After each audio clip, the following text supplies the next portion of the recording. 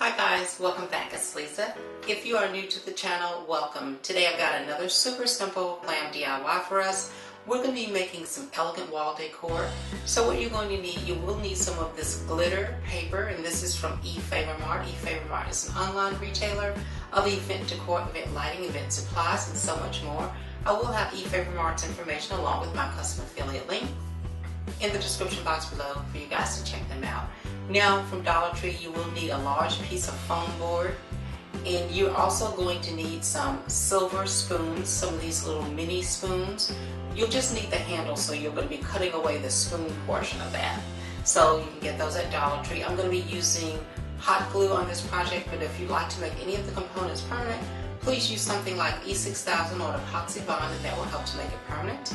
These are the items that we'll need in order to complete this beautiful project. If I decide to use additional items, I will list those in the description box below for you as well. Let's get started.